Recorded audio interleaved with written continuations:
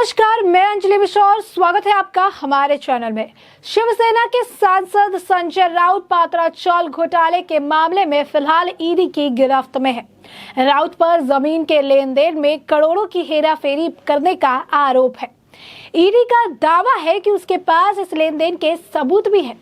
वहीं अपनी सफाई में संजय राउत इस पूरी प्रक्रिया को राजनीति से प्रेरित बता रहे हैं। यह राष्ट्रीय राजनीति में चर्चा का मुद्दा बना हुआ है, जिसे लेकर संसद के अंदर भी जमकर हंगामा देखने को मिला। लेकिन इन आरोप प्रत्यारोप के बीच एक और नाम सामने आया जो अभी खास सुर्खियों में है, और ये नाम है प्रवीण राउत का। दरअसल ईडी की जांच में दावा किया गया कि संजय राउत ने इसी शख्स के जरिए अवैध लेन देन किया। पात्राचौल घोटाले की जांच में जुटी ईडी ने प्रवीण राउत को भी अपने शिकंजे में ले लिया और गिरफ्तार कर उनकी करोड़ों की संपत्ति सील कर दी है। प्रवीण राउत के बारे में कहा जाता है कि वो संजय राउत के बेहद करीबी या यूं कहिए फ्रंटमैन है। वो एक बिजनेसमैन है और मुंबई के कंस्ट्रक्शन कंपनी चलाते हैं। इस कंपनी पर आरोप है कि इसने तमाम अवैध काम किए। ईडी ने कहा कि संजय राउत की तरफ से ही उसने चौल निर्माण प्रोजेक्ट में भूमिका निभाई और इसके बदले संजय राउत को भी लाभ दिया गया। संजय राउत की पत्नी वर्षा राउत की भी नजदीकी इस कंपनी से बताई गई। कहा जा रहा है कि इस परिवार को नियमित रूप से आर्थिक लाभ दिया गया। इससे पहले प्रवीण राउत का नाम दिसंबर 2020 के पीएमसी बैंक घोटाले में भी सामने आया था, और तब भी इनके संजय राउत करीबी परिवार के करीबी होने की बात कही गई थी। ईडी ने पिछले साल प्रवीण राउत की 72 करोड़ रुपए की संपत्ति भी जब्त की थी और उनकी पत्नी माधुरी राउत से पूछताछ की थी। प्रवीण राउत के पिछले कुछ सालों में महाराष्ट्र से लेकर दिल्ली तक प्रभाव बढ़ा है। ब्यूरोक्रेसी में ही नहीं, राजनेताओं के बीच भी उनकी पैठ साल दर साल बढ़ती गई। इसका लाभ उठाकर उन्होंने अपने बिजनेस को विस्तार दिया। उनके दूसरे दलों के नेताओं को भी करीबी रिश्ते बताए जाते हैं। प्रवीण मूलतः प्रदेश पर्दे के पीछे से काम करने वाले व्यक्ति बताए जाते हैं। उनके लाइमलाइट में आना पसंद है, संभवतः इसीलिए ये सार्वजनिक जगहों पर बहुत कम दिखते हैं। राष्ट्रीय मीडिया ने बड़ी चर्चा इन्हें तभी मिली जब संजय राउत मामले में उनका लिंक होने के बाद ईडी के सामने और ईडी के माध्यम से सामने आई। बता दें, करीब 47 एकड़ की Patrachawl Maharashtra housing area development authority MHADA की है और इसमें 672 किराएदार रहते थे। इन किराएदार प्रवीण राउत के गुरु आशीष कंस्ट्रक्शन प्राइवेट लिमिटेड का बहालदार किराएदारों के साथ इनके पुनर्निर्माण को लेकर यानी रीडेवलपमेंट को लेकर एग्रीमेंट हुआ था। उन्हें यहां फ्लैट्स बनाकर माल्टा को हैंडओवर करने थे। ईडी के मुताबिक प्रवीण राउत और housing development and infrastructure limited के राकेश कुमार वाधवा, सारंग वाधवा और गुरु आशीष कंस्ट्रक्शन के अन्य निर्देशकों ने इसकी जमीन से कुछ हिस्से को 1034 करोड़ रुपए में विभिन्न बिल्डर्स और गैर कानूनी ढंग से बेच दिया। आरोपों के मुताबिक ऐसा करने से पहले माल्टा को वो फ्लैट्स भी नहीं हैंडओवर किए गए जिसके बारे में एग्रीमेंट में तय हुआ था। ईडी ने कोर्ट में बताया कि प्रवीण राउत संजय राउत का फ्रंटमैन है। एजेंसी ने जांच के दौरान 1.6 करोड़ रुपए की रकम का पता लगाया जो प्रवीण राउत के जरिए संजय राउत और उनके परिवार तक पहुंची है। इसके अलावा यह भी कहा गया कि संजय राउत को प्रवीण हर महीने 2 लाख रुपए देते थे। इसके अलावा शिवसेना और उनके परिवार के कुछ सदस्यों के लिए विदेश यात्रा भी प्रायोजित की गई थी। ईडी के मुताबिक जांच में यह सामने आया कि गुरु आशीष कंस्ट्रक्शन प्राइवेट लिमिटेड का निर्देश होने के नाते प्रवीण राउत ने इस रीडेवलपमेंट प्रोजेक्ट में सक्रिय भूमिका निभाई थी। उन्होंने ही राकेश कुमार वाधवा और सारंग वाधवा के साथ मिलकर 1000 करोड़ से ज्यादा के इस घोटाले को डाइवर्ट करने की कोशिश की थी। इससे 672 किराएदारों और खरीदारों को नुकसान पहुंचा था। ईडी यह जांच मुंबई पुलिस की एक एफआईआर के आधार पर कर रही है। ईडी के स्टेटमेंट में यह भी कहा गया कि विभिन्न बिल्डरों से मिले 1034 करोड़ रुपए के अलावा आरोपियों ने बैंक लोन भी लिए थे। ईडी के अधिकारियों के मुताबिक 2010 में प्रवीण राउत के बैंक खातों में 95 करोड़ रुपए जमा हुए थे।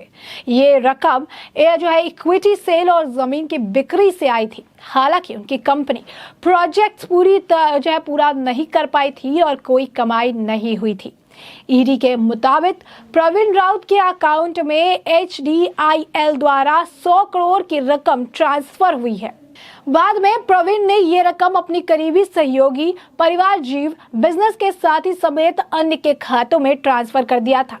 2010 में इसी मामले से जुड़े 83 लाख रुपीस संजय राउत की पत्नी वर्षा राउत के खाते में पहुंची थी। ईडी अफसरों के दावे के मुताबिक यह रकम प्रवीण राउत की पत्नी माधुरी प्रवीण राउत द्वारा दी गई थी।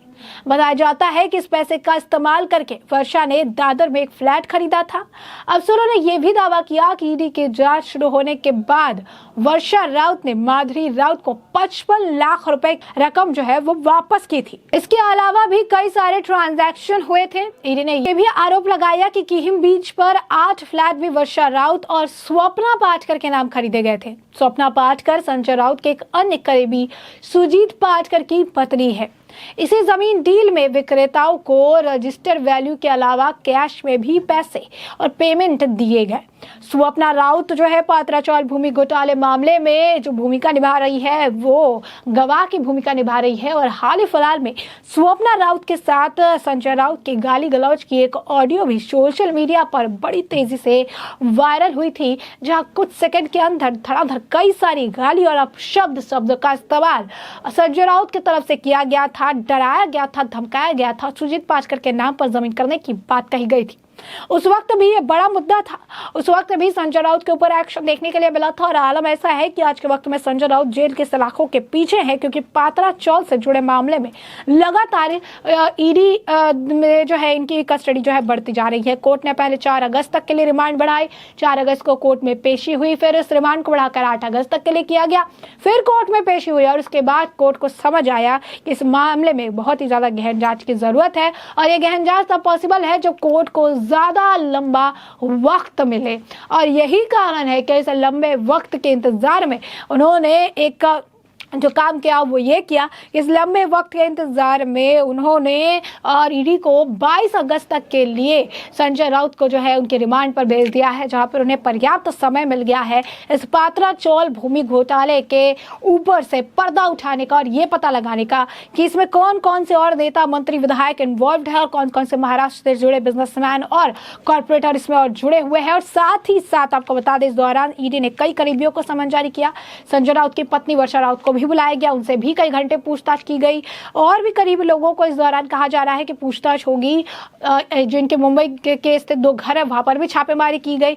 कई और लोगों को ईडी समन भेजने वाली है और कई और लोगों की जो है इस मामले में गिरफ्तारी भी हो सकती है, ऐसा लगातार जो है कहा जा रहा है। तो साफ तौर पर प्रवीण राउत फ्रंटमैन की तरह काम करते नजर आए। प्रवीण राउत के साथ जो है इनका काफी क्लोज रिलेशन भी बताया गया और इसी तरीके से ये मामला आगे बढ़ता नजर आया। तो हमने आपको अभी जो है बड़े विस्तार से बताया है कि ये पूरा जो मामला है ये क्या है, किस तरीके से रीडेवलपमेंट का काम था जो नहीं पूरा हो पाया, पात्राचौल भूमि घोटाले का जो मामला है वो निकलकर सामने आया और इस मामले की वजह से आप देख सकते हैं कि आज के वक्त में संजय राउत को जेल की सलाखों के पीछे रहना पड़ रहा है। वहां पर कुछ सुविधाएं उन्हें मिल रही है, वो सुविधा ये है कि उन्हें दवाई और घर का खाना उपलब्ध कराया जा रहा है। कारण ये है कि संजय राउत के वकील ने ये दलील दी थी कोर्ट में, ये हार्ट के पेशेंट है, उन्हें हार्ट की काफी ज्यादा तकलीफ है, ऐसे में इन्हें एटलीस्ट ये जो बेसिक चीजें हैं वो मुहैया कराई जाए। तो ये उन्हें मुहैया कराई जा रही है। जेल के सलाखों के पीछे है। 22 अगस्त को पता चलेगा कि संजय राउत की रिमांड और बढ़ती है या फिर नहीं। फिलहाल के लिए हमने आपको ये पूरा मामला जो बड़े विस्तार से बता दिया है कि ये पूरा मुद्दा क्या है